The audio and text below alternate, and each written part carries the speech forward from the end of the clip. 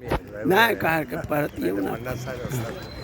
हां साहेब तुम्ही जरा कॅमेरा धरा असा, कधी असा धरा कधी असा फिरवा, माझ्याकडे धरा. बॅटरी चालू आहे सर. हो चाल. ह्याला एक्सपर्ट आहेत. एक्सपर्ट धरा समोर असा दिसतोय ना, मी दिसतोय. सांगताय.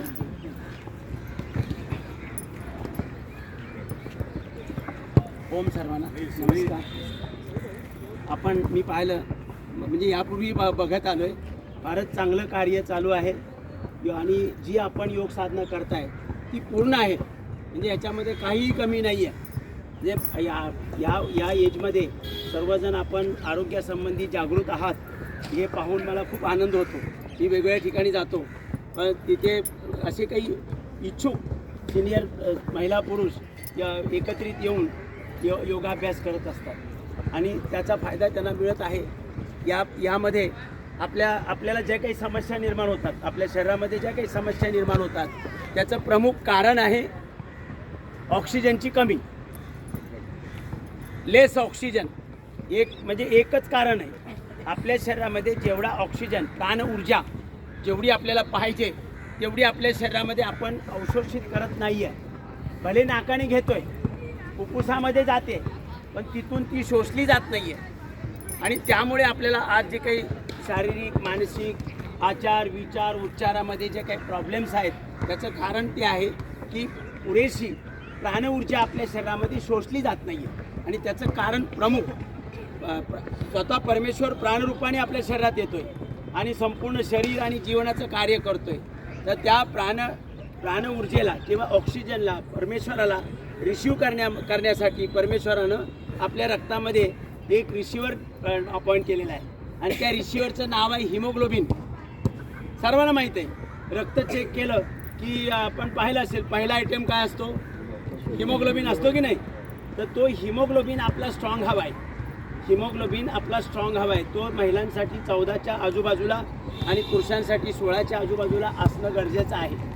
आणि तो कमी असल्यामुळे आता कोणीतरी चेक केला असेल तर लक्षात असेल कुणाचा 7 आहे, कुणाचा 8 आहे, कुणाचा 9 आहे हिमोग्लोबिन, कुणाचा 11 आहे. तर तो वाढण्यासाठी आपण ज्या काही क्रिया करतायत त्या पुरेशा आहेत. म्हणजे त्यामुळे आपलं जे हिमोग्लोबिन आहे ते वाढत राहणार आहे. म्हणजे कमी होत जाणार नाही आहे. जसे जसे तुम्ही हे करत राहाल तसं हिमोग्लोबिन वाढत राहणार आहे. आणि याशिवाय काही जण कपालभातीसुद्धा करतात. तर कपालभातीसुद्धा जर थोडं वाढवलं. आता मला पूर्ण कुलाबा ते डहाणूपर्यंत कर्जत कसारापर्यंत फिरायचं असेल म्हणून मी 10,000 कपालभाती करतो रोज. आता मी म्हणजे 10,000 करून आलेलो आहे. रोज न विसरता न चुकता 10,000 कपालभाती करतो. आपल्याला काही तेवढी गरज नाही आहे. आपण 500, 1000, 1500पर्यंत गेला तरी भरपूर आहे. आणि कपालभातीमुळे काय होतं, आपलं पाचन सुधारतं. पाचन सुधारण्यासाठी याच्यापेक्षा अगदी साधी क्रिया कोणती नाही आहे, कपालभाती. आणि हे जर केलं तर आपलं पाचन सुधारतं. पाचन सुधारल्यानंतर आपलं रक्त वाढणार आहे. आणि रक्तामध्ये white blood cell, red blood cell आणि प्लेटलेट आहे. त्या रेड ब्लड सेलमध्ये हिमोग्लोबिन आहे. आणि हिमोग्लोबिन जर रक्त वाढलं तर ह्या platelet white blood cell, red blood cell आणि प्लेटलेट वाढणार आहेत. त्याच्यामुळे रेड ब्लड सेलमधलं हिमोग्लोबिन आपोआप स्ट्रॉंग होणार आहे. आणि मग हे हिमोग्लोबिन आपल्या लंग्समधून आपण जो नाकाने वायू घेतला आहे त्याच्यातला ऑक्सिजन ॲब्सॉर्ब करतं. आणि आपल्या संपूर्ण शरीरावर छिद्र आहेत, घाम येतो म्हणजे छिद्र आहेत, त्या छिद्रामधून सुद्धा वायू आपला शरीरामध्ये एंटर करतो. त्याच्यातला सुद्धा ऑक्सिजन शोषित करण्याचं काम हा हिमोग्लोबिन करतो.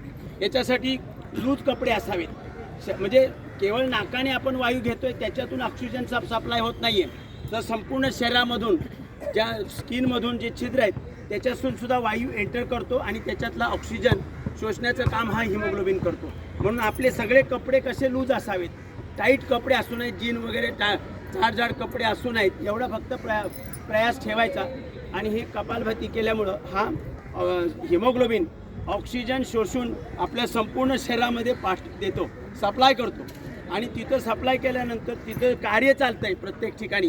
त्या कार्यामुळे जो कार्बन तयार झाला तो कार्बन परत शोषित करतो आणि फुफ्फुसामध्ये आणून सोडतो. आणि जसा ऑक्सिजन स्किनमधून घेतला आहे तसा तिथे कार्बन आणून सोडतो.